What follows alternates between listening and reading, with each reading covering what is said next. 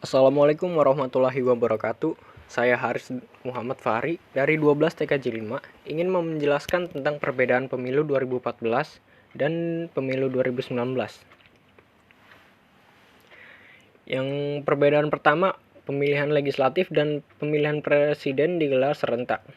Maksudnya perbedaan mendasar dari penyelenggaraan pemilu 2014 adalah keserentakan. Pada tahun 2014, pemilihan legislatif dan pemilihan presiden diselenggarakan secara terpisah. Saat itu, pemilihan legislatif digelar lebih dahulu pada 9 April 2014, sedangkan Pilpres diselenggarakan 3 bulan setelahnya, yaitu tanggal 9 Juli 2014. Pada pemilu tahun 2019, Pileg dan Pilpres akan digelar secara serentak dalam satu hari pada Rabu 17 April 2019. Pemilu secara serentak ini dampak dari putusan Mahkamah Konstitusi atau MK dalam gugatan nomor 14 PUU 11 2013 yang diputus pada 23 Januari 2014. MK membatalkan pasal 3 ayat 5, pasal 12 ayat 1 dan 2, pasal 14 ayat 2, dan pasal 112 UU nomor 42 2008 tentang Pilpres yang mengatur pelaksanaan Pilpres 3 bulan setelah pelaksanaan Pileg alias tidak serentak. Dengan penyelenggaraan pemilu serentak 2019, nantinya para pemilih harus membawa 5 surat suara sekaligus ke bilik suara untuk dicoblos. 5 surat suara itu untuk memilih anggota DPRD tingkat kabupaten kota, anggota DPRD tingkat provinsi, anggota DPR, anggota DPD, serta calon presiden dan juga wakilnya. Perbedaan kedua adalah jumlah parpolnya juga bertambah. Jumlah partai politik atau parpol yang berlaga di pemilu 2019 dibandingkan pemilu 2014 juga berbeda. Pada pemilu 2014, pemilu diikuti oleh 12 parpol nasional dan 3 parpol lokal Aceh. 12 parpol nasional yakni Partai Nasdem, PKB, PKS, PDIP, Partai Golkar, Partai Gerindra, Partai Demokrat, PAN, PPP, Partai Hanura, PBB, dan PKPI. Adapun 3 parpol lokal Aceh yakni Partai Damai Aceh, Partai Nasional Aceh, dan Partai Aceh. Sedangkan pada pemilu 2019 diikuti oleh 16 partai politik nasional ditambah 4 partai politik lokal di Aceh.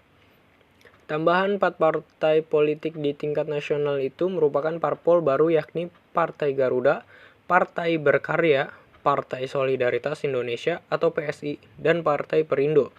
Sementara parpol lokal Aceh yang bertahan ikut pemilu 2019 hanya Partai Aceh, sedangkan 3 lainnya baru yakni Partai Sira, Partai Daerah Aceh, dan Partai Nanggroe Aceh.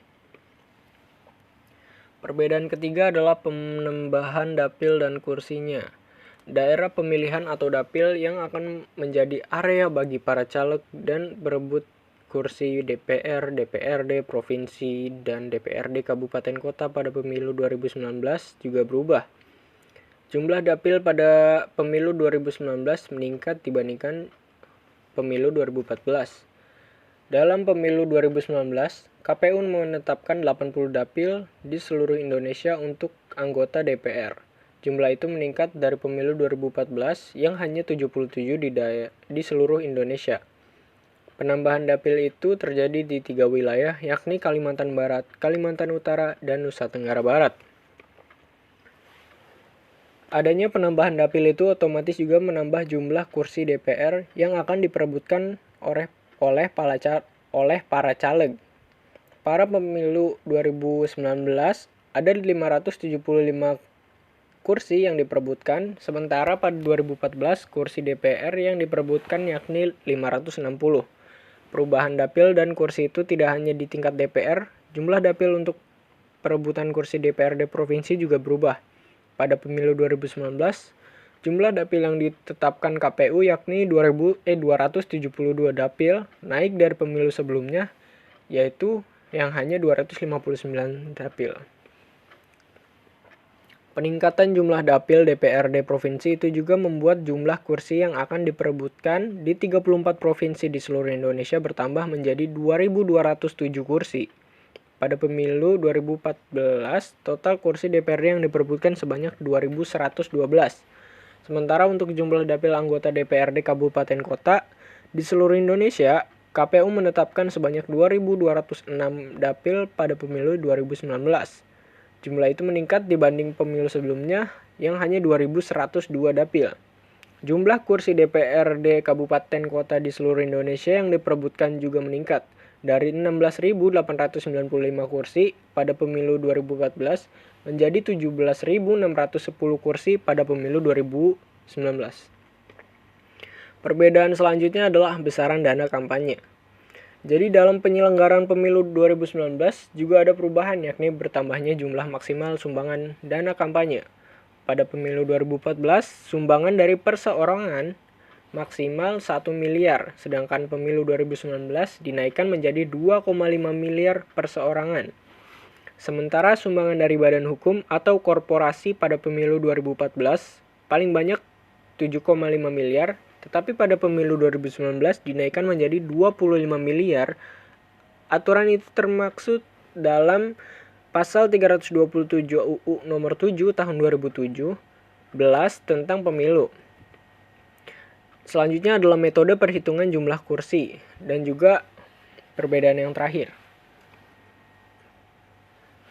Metode perhitungan jumlah kursi pada pemilu 2019 juga berbeda dengan pemilu 2014. Jika pemilu 2014 memakai metode BPP atau bilangan pemilihan pemilih atau quote theory dalam menentukan jumlah kursi, maka pemilu kali ini akan menggunakan teknik Sainte-Laguë untuk menghitung suara. Metode tersebut diperkenalkan oleh seorang matematikawan asal Prancis bernama André Sainte-Laguë pada tahun 1910. Caranya, parpol yang memenuhi ambang batas parlemen 4% suaranya akan dibagi dengan bilangan pembagi 1 yang diikuti secara berurutan dengan bilangan ganjil 3, 5, 7, dan seterusnya. Hal ini diatur dalam pasal 415 ayat 2 UU Pemilu yang berbunyi, dalam hal perhitungan perolehan kursi DPR, suara sah setiap partai politik yang memenuhi ambang batas perolehan suara sebagaimana dimaksud dalam pasal 414 ayat 1 dibagi dengan bilangan pembagi 1 dan diikuti secara berurutan oleh bilangan ganjil 3, 5, 7, dan seterusnya. Sekian penjelasan dari saya. Wassalamualaikum warahmatullahi wabarakatuh.